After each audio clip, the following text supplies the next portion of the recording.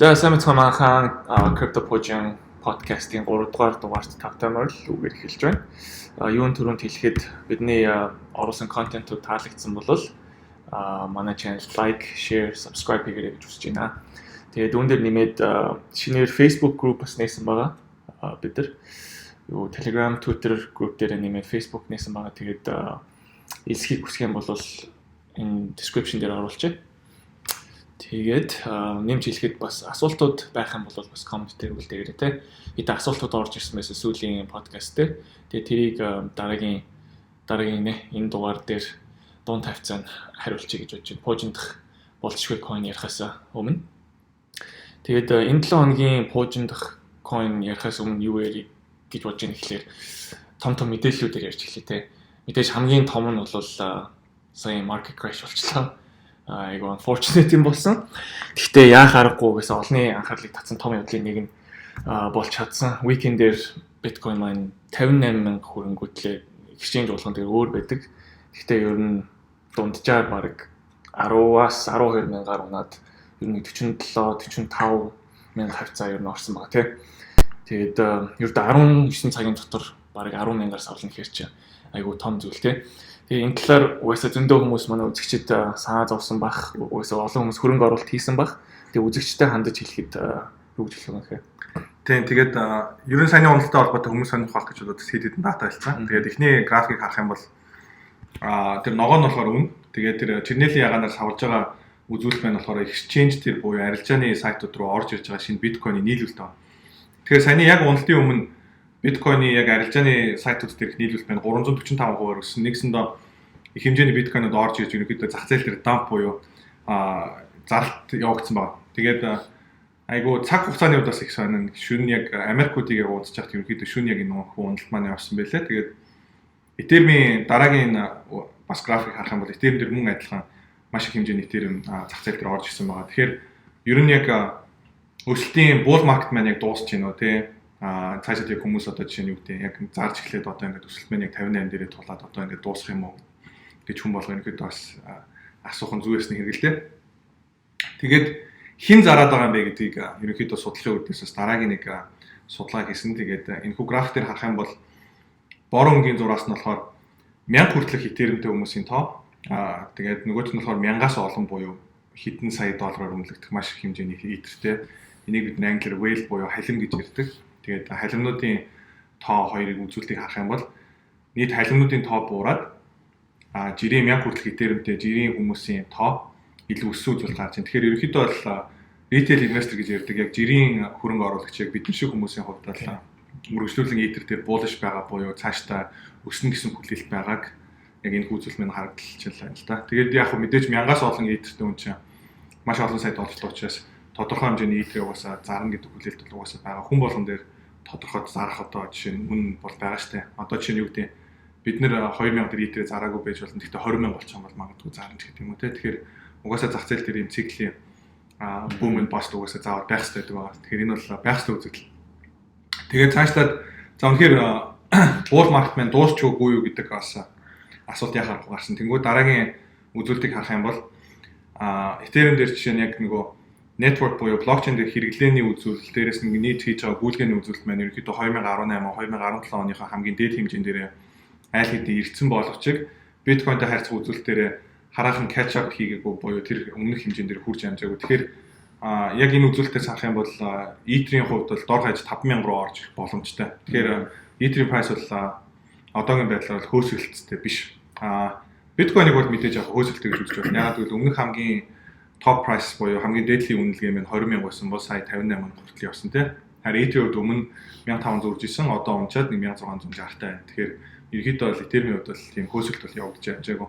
Хэрэглээний хувьд бол биткойны бүх үзүүлэлтээр ерөнхийдөө Ether бол даралдаг. Угаасаа ер нь бол блокчейн дээр байгаа хамгийн инновацлог, хамгийн өндөр хэрэглээтэй блокчейн нь яхахгүй Ether байгаа. Тэгэхээр ер нь бол яг шинээр зах зээлд орж ирж байгаа улсуудын хувьд блокчейн яг одоо зах зээлийн трендийг бол Ether-ээс харах хэрэгтэй. Тэгээд уналт явж исэн чинь ер нь бол сая 50,000 руу унаад 48,000 руу унаад 45,000 руу унлаа гэх тэгэнгүүт буцаад айгүй хурдан сая сэргээд эхэлж байна л да. Тэгээд тэрнтэй ч гэсэн холбоотой шинэ мэдээнүүд явсан. Тэгээд золбоос хуваалцах мэдээнүүдийг. Тэгээ тэ баярлалаа. Тэгээд энийг саяны унсан биткойны уналт бол түүхэнд хамгийн том уналт болсон гэж үзэж байгаа юм билээ. Доллараар ярих юм бол тэ. Тэгээд 24 цагийн дотор унсан уналтын үнэлгээ гэх юм бол айгүй томоор унсан байгаа. Энийн өмнөх том уналтанд хизээ байсан байга хараад үзсэн чинь яг урдын сард болсон 1 сарын 11-нд бас унсан байгаа. 40,000 хүрж рекорд тогтоочоод тэгээ 32 руу буцаад унсан байгаа. Тэрнийсэн тэнийг. Тэрний өмнөх уналт гэх юм бол тэр байгаа юм билээ.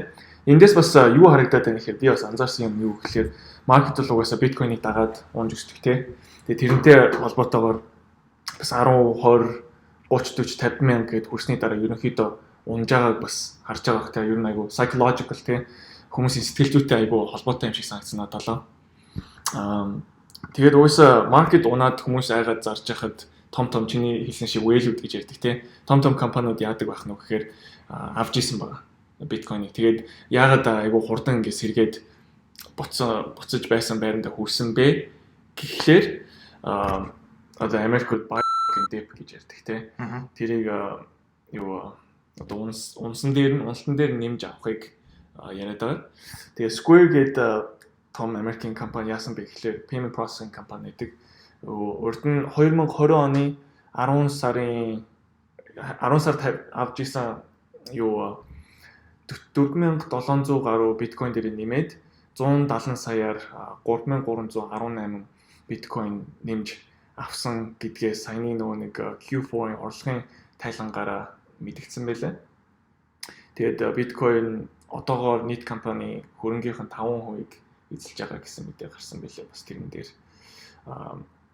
Тэгээд тэрэн дээр нэмж хэлэхэд бас Cash App гэдэг app байдаг шүү дээ тий. Хүмүүсийн олон хэрэгэлдэг. Тэр чүүнийх л Venmo, Zelle тэ ер нь төстэй ингээд мөнгө явуулдаг хоорондоо мөнгөний солилцооны team app байдаг. Тэрийг Square эзэлт юм байлээ. Тэгээ яадаг гэхээр тэрэн дээр бас хувьцаа крипто бас авч болдог. Тэгээд биткойноос олсон ашигнаасаа биш олсон ашигн дээрээ 9 нугалцсан байгаа гэж ярьж байлаа 2020 онд. 2019 онтойгоо харьцуулах юм бол тэгээд айгүй тэр бол нэг том мэдээ болсон. Тэрний дараа гэх юм бол Motley Fool гэдэг хувьцаа сонирхдаг хүмүүс сайн мэддэг баг тий. Мэдээний team нийтлэл оруулдаг channel. Хөрөнгө оруулалтын зөвлөгөө тий. Зөвлөгөө өгдөг team том компани яасан гэхлээр сая $5 сая биткойн авсан байгаа мэдээж Square ч юм уу тий MicroStrategy-тэй харьцуулбал нэг том үнэлгээгээр аваагүй ч гэсэн ямар ч байсандээ биткойн руу бол хөрөнгө оруулж эхэлсэн байгаа. Тэгээд уншигчдаа бас биткойн буюу крипто руу хөрөнгө оруулахыг зөвлөсөн билээ бас нийтлэл дээрээ. Тэгээд тэрийг 5 саяга юу гэж бодож оруулсан бэ гэхлээр 15 жилийн хооронд энэ price-аас энэ үнэндээсээ 10 нугална гэж бодож оруулсан гэдэг тийм мэдээ бас гарсан байлээ. Тэрний дараа нь болохоор дэлхийн хамгийн том хөрөнгийн менеж хийдэг компани буюу BlackRock гэх компани. Тэрний CIO гэдэг Rick Rieder гэдэг манай хүмүүс манайхан бас сайн мэдэх байх. Тэр Twitter дээр юу гэж хэлсэн бэ гэхлээр бас CNBC дээр ярилцлаганд орсон байлаа. Тэрэн дээр юу гэж хэлсэн бэ гэхлээр манай компани криптогоор ингээд тоглож хэлсэн гэсэн мэдээлэл өгсөн байлаа. Тэгээд яг орсон гэж хэлээгүй ч холуур тойруулаад ер нь удахгүй орно л гэж хэлж гэх болсон. Тийм үү. Өмнө мэдээгээр бол BlackRock яг биткойныг шууд худалдаж авахгүйгээр яг нөгөө derivative буюу өөр зах зээл дээр future дээр худалдаж аавна гэдээ ярьж ирсэн. Тэгээд тэрийг бас хийж байгаа. Тийм мэдээ орсон байлаа. Тэгээд сүүлд оруулах том мэдээ юу вэ гэхээр яах аргагүй Brave browser байгаа. BAT гэх токентэй тий. Тэгээд тэд нар маань яасан бэ гэхээр өчигдөрхөн өнөөдөр чинь 3 дахь өдөр өчигдөрхөн мэдээлэл өгсөн байлээ. Өөрсдийнхөө decentralized exchange-ийг хийж байгаа. Тэгээд нэмэлт шинээр wallet шинжилж байгаа.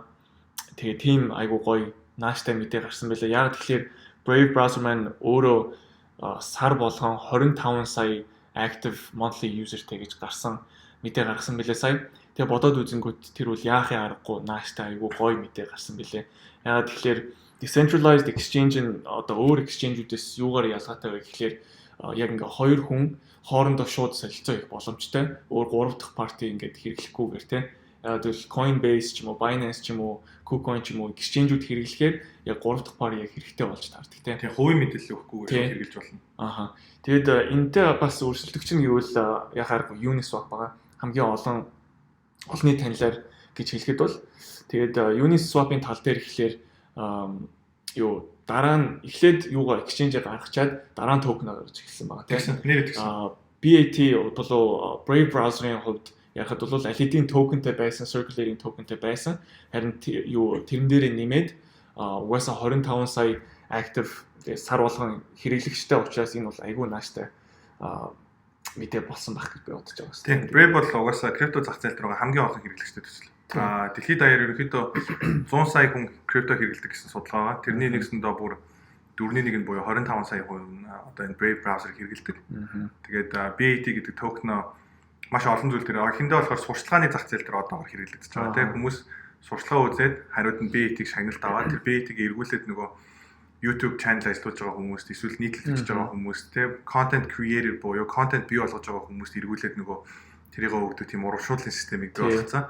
Тэгээд та бүхэн сайн мэддэг бол Life After Google гэдэг George Gilder-ийн бичсэн номон дээр Basic Attention Token-ийн тухай буюу BAT-ийн тухай бичсэн байдаг.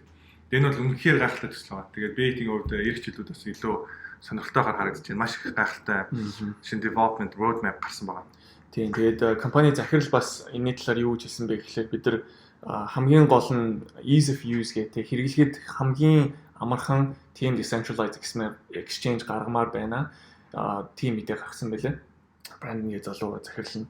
Тэгээ чи бас дээр Vegas дөнгөж сая явчаад ирэхдээ айгүй aggressive байх юм шиг байна гэд ярьчихсан. Тэгээ тэрнийхээ талаар хаваалцаач. Яг тэгсэн. Юуны сайхан их нэртэйгээ Las Vegas явсан чи яг онгоцны буудлын дээр буугаал нэг хоол авах гэж зурагт үзчихсэн чинь Brave-ийн сурчлага авчихсан. Тэгээ ерөнхийдөө бол өмнө Brave-ийн сурчлага яг зурагтаарч гэдэг юм уу яг олон нийтийн хэвлэл мэдээлэлээр ерөнхийдөө явж байгааг бол харж байгаа. Тэгэхээр энэ жил бол Brave-ийн хувьд яг бүр массад хүрээ. Ер нь бол дараагийн 1 тэрбум хэрэглэгчтэй болох тэр төслийг бид нэр ерөнхийдөө криптод өнөөдөр хөрөнгө оруулалт хийж байхдаа хайдаг. Тэгэхээр яхахгүй Brave бол тэдний нэг болох магадлал маш өндөртэй төслүүдийн нэг байгаа. Тэгээ өнөөдөр бид нэр интернэтэд холбогдож байгаа хүн бүрийн хувьд интернеттэй бид нэр яаж холбогдож байгаа гэхээр тэдний ерөөсөө gateway буюу холбогдож байгаа хамгийн гол холбоос маань өөрөө браузер байдаг. Тэгэхээр өнөөдөр браузерын зах зээл дээр хамгийн инновацлагаар хамгийн олон төгрөж чадж байгаа криптотой холбоотой төсөл бол яхахгүй Brave байгаа. Тийм. Тэгээд угаасаа сайн ихээ хэлсэн шүү дээ. Юу Brave browser хэрэглэсэн хүмүүсээ урамшуулалт маягаар болгож Brave token өөрсдөө урамшуулж өгдөг тийм. Тэгээд энэ шинэ decentralized exchange дээр яах вэ гэсэн гэхлээр бас нэмж хэлэхэд token эзэмшдэг хүмүүстэй transaction fee дээр discount өгнө гэж ярьсан байгаа. Тэр айгуу гоё мэдээ байсан байлаа. Хөнгөлт олох нь гэж ярьсан байгаа. Тэгээд энэ ер нь айгуу гоё мэдээ болсон байгаа. Тэгээд тэрний дараа юу вэ гэхлээр хоёлаа дараагийнх нь юу руу шилжээ те. Тийм. Юу пуужиндах болцсохгүй coin-ийнхаа талаар ярьцгаая. Тэгээд энэ 7 хоногийн пуужиндах болцсохгүй coin-аар ямар coin авалаа? Тэгэхээр энэ маань манай Albios-ийн YouTube channel-аар яаж байгаа 3 дахь пуужиндах зоос байгаа. Тэгээ өмнө нь бас нийтлэлээр бид маш олон зоосуудыг бас ярьж ирсэн тохиолдлууд бас байгаа. Та бүхэн эргүүлээд бас харах юм бол харагдана. Тэгээд энэ удаа бид RWave гэдэг төслийн тухай ярих шийдсэн. Тэгээд ticker symbol нь AR. Тэгээд CoinGecko эсвэл CoinMarketCap ороод AR гэж таах юм бол ерөөдөө гарч ирнэ. Тэгэхээр мэдээж энэ бол санхүүгийн зөвлөгөө биш. Бид нэр яг өөрсдөө судалсан судалгаан дээр үндэслээд хүмүүст мэдээлэл, мэдлэг өгөх зорилгоор харуулж байгаа. Тэгэхээр биткойн болон Ethereum маань гол нь юу гэдэг вэ гэхээр гүйлгээний шинжтэй блокчейнүүд байгаа. Тэгээ Ethereum дээр болохоор бид нэр smart contract гэж байдаг мэднэ те. Тэгингээд өнөөдөр Ethereum дээр байгаа хамгийн том асуудал нь юу вэ гэхээр гүйлгээнүүдийн зардлууд маш өндөр. Гүйлгээний зардал яагаад өндөр вэ гэхээр блокчейн дээр ажиллаж байгаа нөгөө төхөөрөмж буюу одоо нөгөө олборлагч төхөөрөмжнүүд бүгдээрээ нөгөө блокчейнийхээ state буюу хуучин бүх гүйлгээнүүдийн түүхийг бүгдээрээ хадгалж идэг байгаа. Тэгээд тэрнээсээ болоод маш их хэмжээний дата шаарддаг. Тэгээд өнөөдөр блокчейн дээр жишээ нэг шиг зургийг хадгалахад маш үнэтэй.